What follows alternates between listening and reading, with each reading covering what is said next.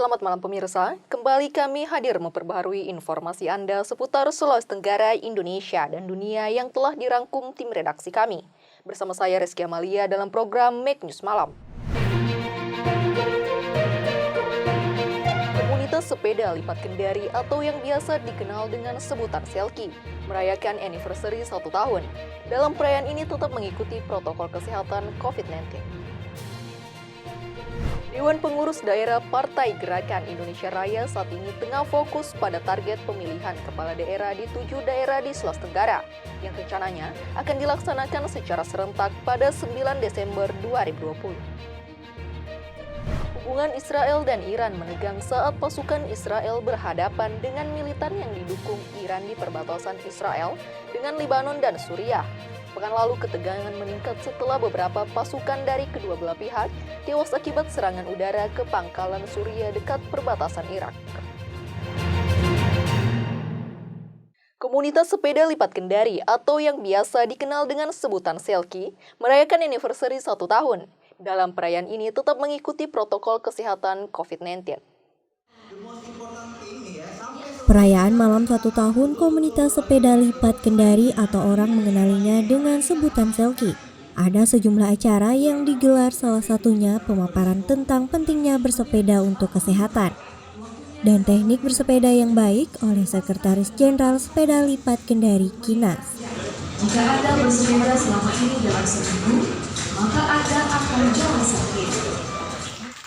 Untuk menambah keseruan, door prize khususnya juga diberikan untuk sesama keluarga Selki yang hadir saat acara perayaan.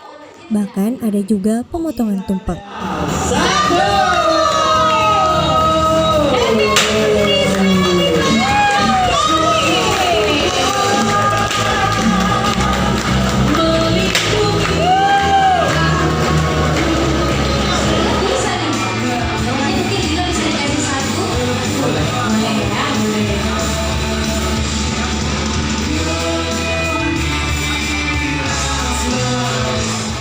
Dari Kendari, Wiwit Aditya, Megro TV melaporkan.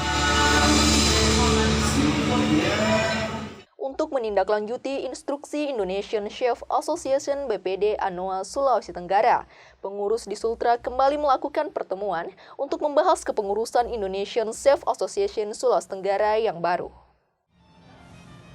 Setelah pertemuan membahas kepengurusan Indonesia Chef Association Sulawesi Tenggara yang baru, Ode Kelana akhirnya didaulat menjadi Ketua Indonesia Chef Association BPD Anoa Sulawesi Tenggara.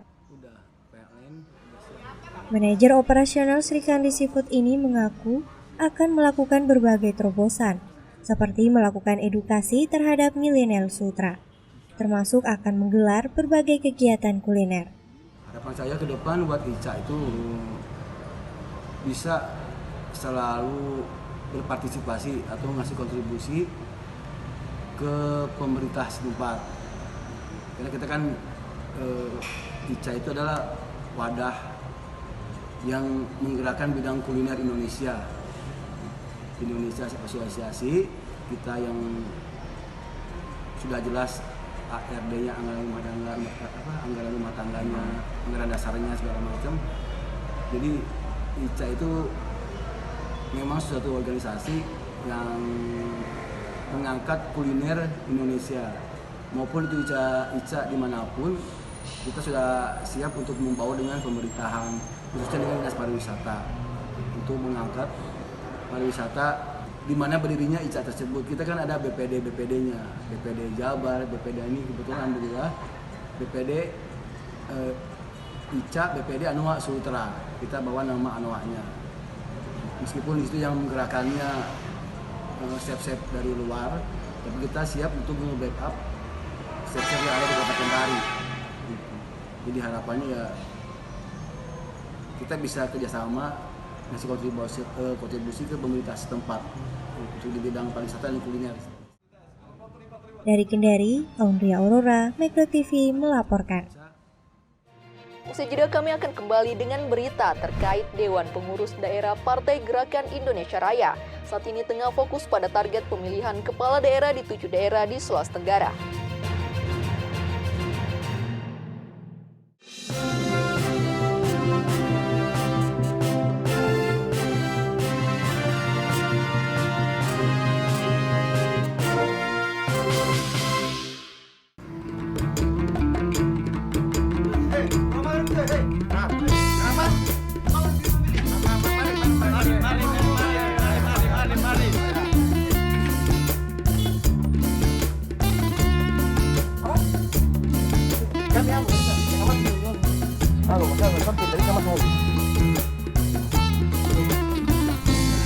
Ayo kita memilih dengan hati nurani di Konawe Selatan bergembira di pesta. Assalamualaikum Pak RT.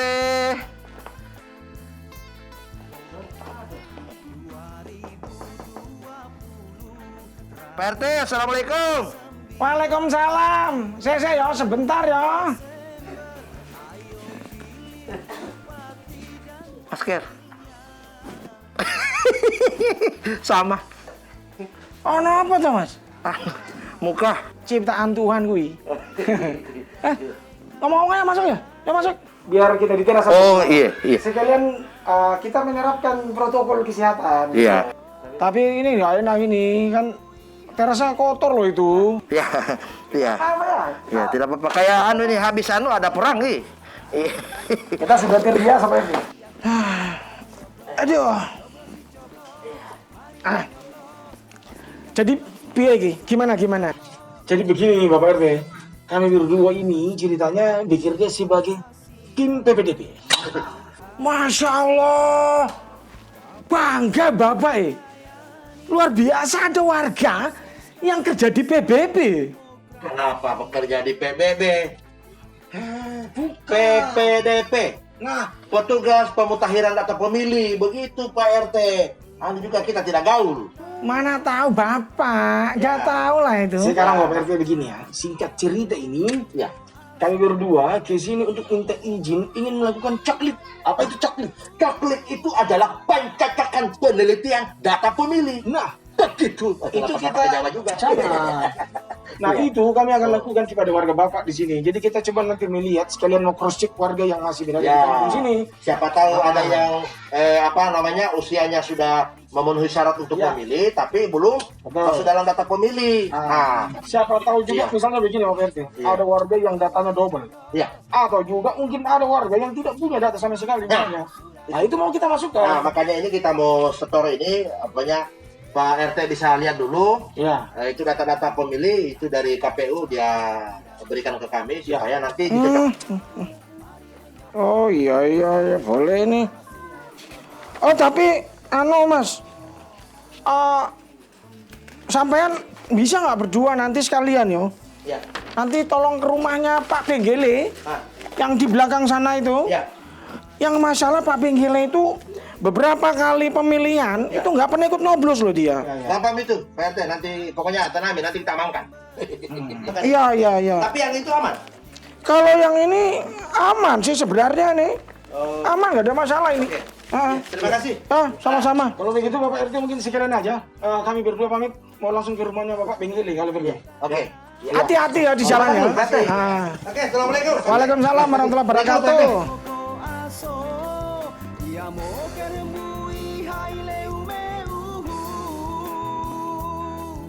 Assalamualaikum, Tante. Mungkin kau. Permisi. Kita tidak kaki tidak nih? Oh iya. Kita mau tanya mana rumahnya Pak Benggele? Oh, ini sudah dekat. Oh iya. Tapi betul Din? Iya. Tetangga dia kan? Pasti tahu lah. Saya buka masker bukan tanda lain-lain. Oh iya. Daripada tanda buka. Terima kasih.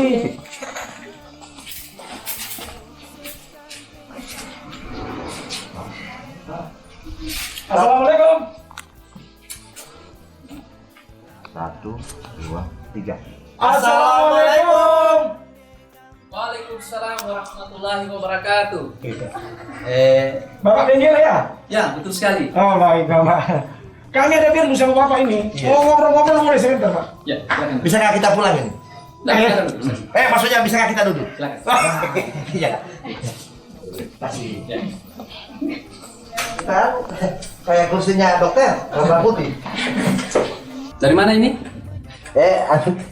Kita dari dari PPDP. Petugas pemutahiran. Waalaikumsalam. Ma, sini dulu. Duduk di sini. Ada tamu kah? Iya, ada. Dari mana? PPDP. Petugas pemutahiran data pemilih. PPDP, bukan PSPP. Jadi kami berdua ini Pak dalam rangka pemutahiran data, biar nanti data pemilih itu valid. Nah itu. Kalau kita sering dengar itu dia bilang itu di televisi coklit.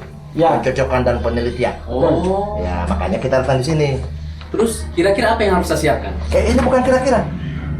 Bukan kira-kira ini, Harus tapi pasti. harus. Oh. Apa ini? Jadi nanti Bapak tolong kami perlihatkan kepada kami KTP dan kartu keluarga ya. Ayo, KTP dan kartu keluarga keluar.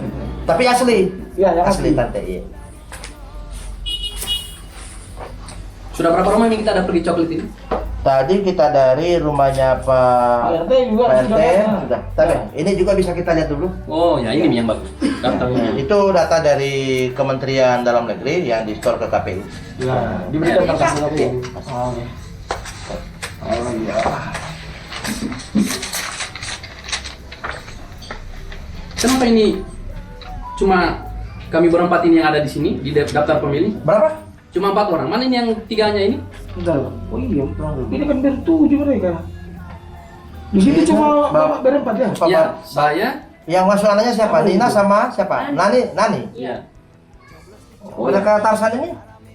Tarsan Fauzan?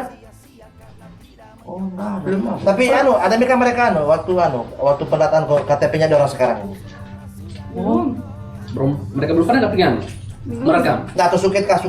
Belum ada. Oh, dalam belum melakukan perekaman kah? Tidak orang tidak mau pergi Tidak merekam. bisa. Itu yang bisa dia masuk di data pemilih. Itu orang yang sudah lengkap dia punya persyaratan pemilih. Ya. Pertama itu 17 tahun atau dia sudah menikah. Tahu itu pertama. Kemudian ada KTPL-nya atau suket. Ya. Berdomisili di tempat itu, di desa itu yang bersangkutan. Begitu. Jadi kalau umpama kita punya anak yang 3 ini, saya pakai ini. Yang 3 orang ini, Tarsan. adanya mereka Nani ini sama Nina ini, mereka Tarsan ini sama Rahim ini, harus lakukan dulu perekaman.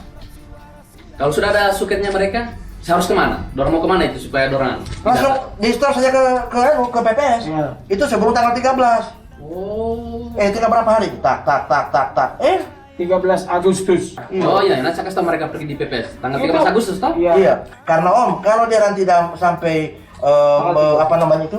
Kalau bahasa menyalurkan dia punya hak pilih, hak suara, rugi Pak.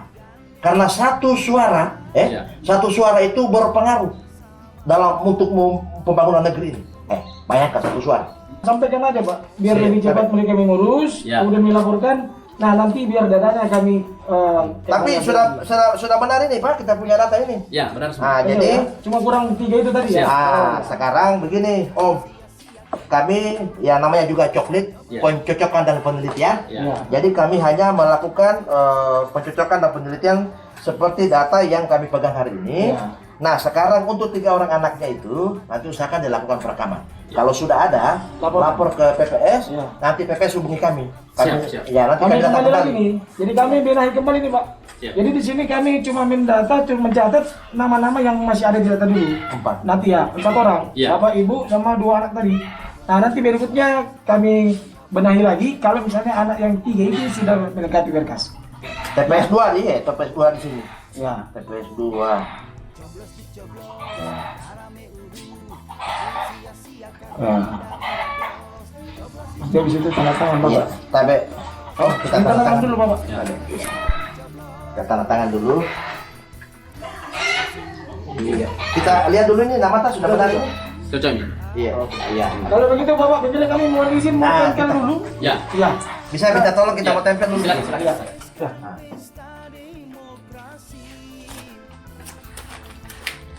Bismillah. Oke. Udah. Ya. Nah, ya minta maaf kita tidak jabat tangan karena ini protokol kesehatan ini. Tapi nanti kalau keluar pakai masker. Siap. Sekalian minta maaf ini kita tidak minum teh tadi. Terima kasih ya. Iya. Ya, assalamualaikum. Waalaikumsalam warahmatullahi wabarakatuh. Nah, Dari mana?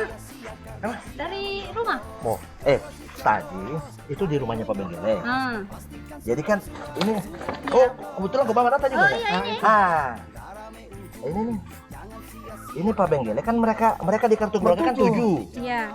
Nah ternyata yang dimasuk data itu baru 4. Jadi maksudnya tadi kita sudah ingatkan dia. Jadi kan Pak Erwin juga sudah bilang. Nanti kalau umpama nanti mereka lakukan perekaman. Tapi tetap ingatkan lagi. Nanti lapor ke Tina lagi. Nah, jadi nanti kalau umpama mereka sudah sudah ada misuket atau KTP, nanti hubungi kami. Oh iya, Tak, Pak, nanti saya supaya hubungi, kami Kak. masukkan dalam data. Iya. Oke ya? Iya, Pak. Oke, selamat bertugas ya. Iya. Iya. Oke. Terima kasih. Ya, Assalamualaikum. Ayo kita memilih. Bismillahirrahmanirrahim. Assalamualaikum warahmatullahi wabarakatuh.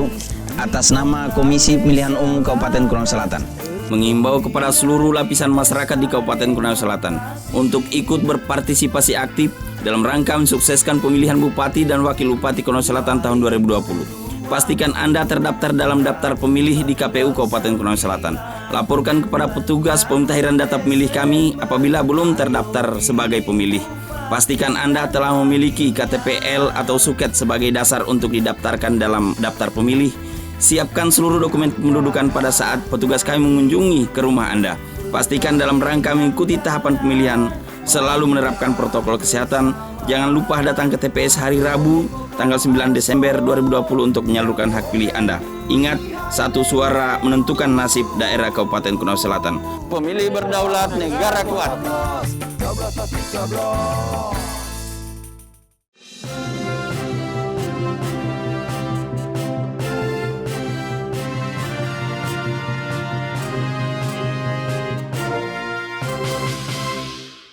Dewan Pengurus Partai Gerakan Indonesia Raya saat ini tengah fokus pada target pemilihan kepala daerah di 7 daerah di Sulawesi Tenggara yang rencananya akan dilaksanakan secara serentak pada 9 Desember 2020.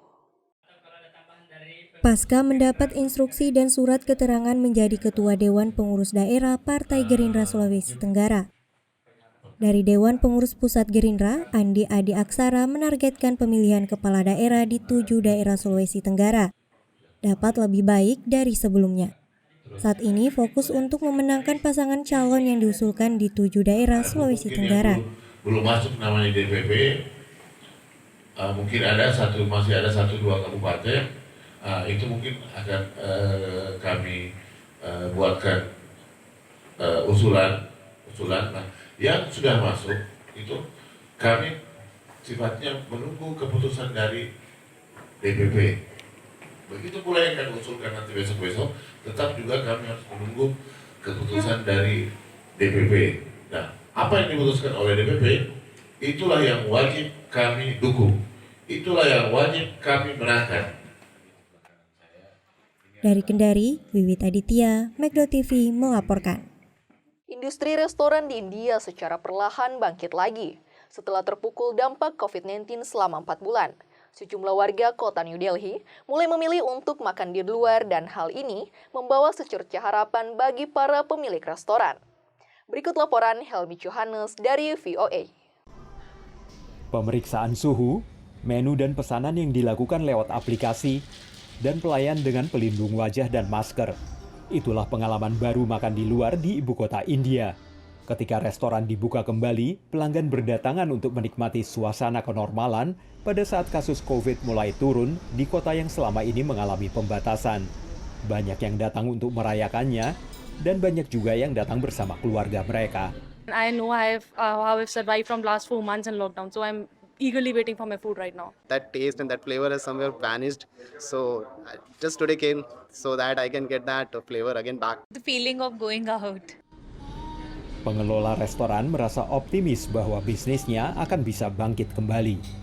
Restaurants are the last bastion of hope for offline social human engagement.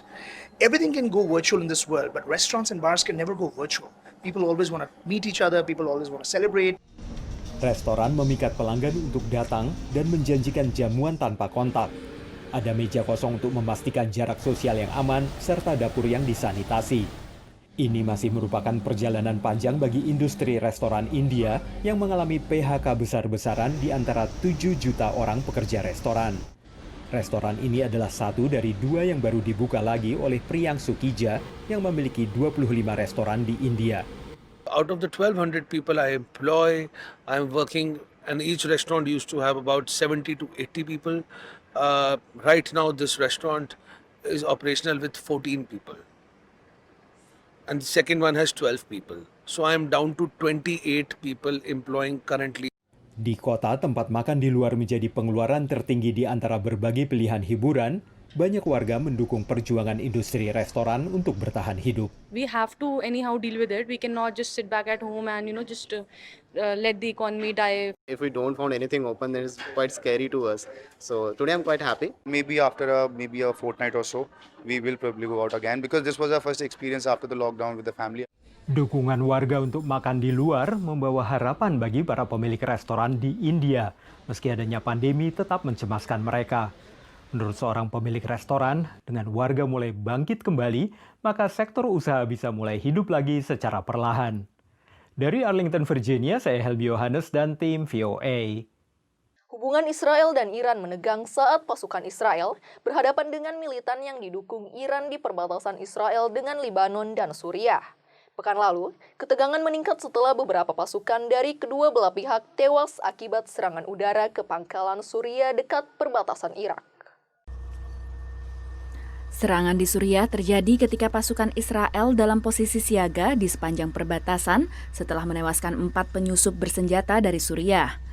Sasaran Israel adalah menangkal serangan Iran melalui proksi atau kelompok dukungannya di Suriah dan Lebanon. If we look at the whole line of logistics leading from Iran's industries across Iraq, into Syria, into Lebanon, Israel during the last years was successful in thwarting much of this activity and set back the Iranian Hezbollah endeavor several years. Serangan terakhir di Suriah meningkatkan ketegangan antara Israel dan Iran. There is an ongoing battle between Israel and Iran regarding the two issues that are the main disagreements between Israel and Iran. One is, of course, the Iranian nuclear project, and the other is the attempts by Iran to establish capability close to Israel's border to hit Israel. And these are two issues on which we fight the Iranians all the time. Juli lalu, Iran menuding AS dan Israel bertanggung jawab atas ledakan yang merusak centrifuge atau alat pencampur kimia di fasilitas nuklir Natanz.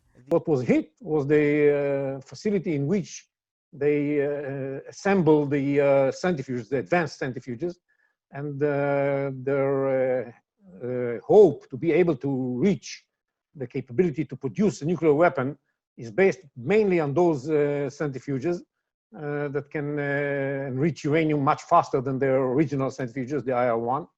Israel tidak mengaku bertanggung jawab, namun menyatakan kelegaan karena hal ini menghambat program nuklir Iran. Sejak AS keluar dari kesepakatan nuklir Iran pada Mei 2018 lalu, hubungan AS dan Iran pun memanas, termasuk serangan drone yang menewaskan Komandan Pasukan Garda Revolusi Iran, Jenderal Qasim Soleimani. Kini, Washington sedang gencar-gencarnya melobi PBB untuk memperpanjang masa embargo senjata bagi Iran. Hal ini akan diputuskan melalui pemungutan suara negara-negara anggota Dewan Keamanan PBB pekan ini. Israel dan Iran juga kerap terlibat dalam peperangan dunia maya. Iran mengincar sistem perairan Israel, sementara Israel menarget pelabuhan Iran. When Israel wanted to revenge the Iranian cyber strike on the water facilities, they chose a very moderate option, which was to shut down some of the computer mainframe of an Iranian seaport, causing some severe traffic problems over there. So this was a cyber strike, very limited in capacity. Pejabat kedua negara mengaku tidak ingin terlibat perang, terutama di tengah pandemi COVID-19 yang menghantam. Namun ada kekhawatiran bahwa ketegangan ini akan berlanjut dan memantik konflik. Demikian laporan tim VOA. Ketegangan kembali meningkat antara Amerika Serikat dengan Tiongkok, termasuk menyikapi perusahaan-perusahaan teknologi Tiongkok yang dicurigai bisa memata-matai warga Amerika Serikat dan mencuri kekayaan intelektual perusahaan Amerika Serikat. Dua aplikasi ponsel populer pun menjadi sasaran pembatasan, yaitu TikTok dan WeChat. Instruksi Presiden Donald Trump yang akan melarang WeChat dalam 45 hari meresahkan sejumlah warga Amerika yang terlanjur banyak menggunakan dan bergantung pada aplikasi pesan singkat dan pembayaran mobile Tiongkok buatan Tencent tersebut. For a lot of people, WeChat is like their life, they live their life around it, Some of them buy food from it, sell food from it. Some people buy houses and sell houses through WeChat. They buy clothing and sell clothing through WeChat. They buy and sell cars through WeChat. Me and my mom, she's now in China, and WeChat provide a very easy, convenient platform for her. From where she comes from, she's from a generation that experienced it, cultural revolution.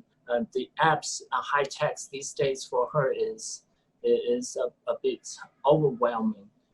But WeChat is so easy, just a few clicks she can send a message. WeChat dan juga TikTok buatan perusahaan Tiongkok ByteDance dianggap sebagai ancaman keamanan nasional. Pemerintah Amerika pun berniat melarang adanya aplikasi-aplikasi tersebut maupun aplikasi Tiongkok lainnya dari toko daring aplikasi Amerika, termasuk toko milik Google maupun Apple. We're protecting Americans' most sensitive personal information and our businesses' most valuable intellectual property, including COVID vaccine research, from being accessed on cloud-based systems run by companies such as Alibaba, Baidu, China Mobile, China Telecom, and Tencent.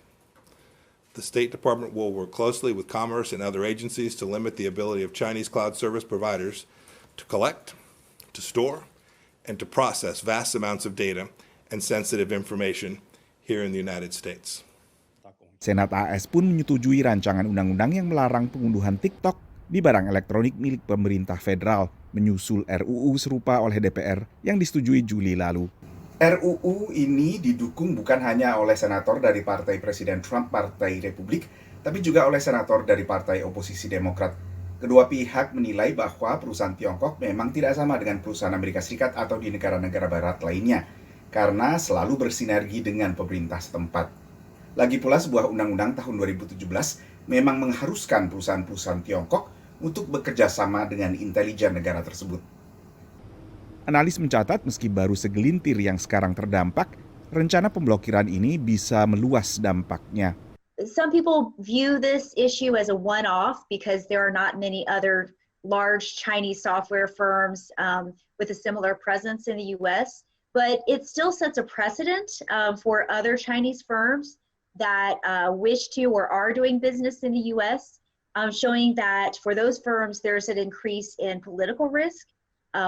Cost of doing business in the US has greatly increased for them. The relationship between the US and China is reaching, I think, a multi-decade low. And I think that has potential negative implications, obviously, for Asia, for the United States, and for the global economy in general. So I think it's a factor that people need to be aware of. Di luar aplikasi ponsel, AS sebelumnya juga telah melarang perusahaan AS menggunakan produk perusahaan telekomunikasi Tiongkok Huawei. Dari Washington DC, Nova Purwadi, VOA. Informasi yang baru saja Anda saksikan menjadi penutup Make News Malam hari ini. Saya Rizky Amalia dan kru yang bertugas pamit undur diri. Wassalamualaikum warahmatullahi wabarakatuh.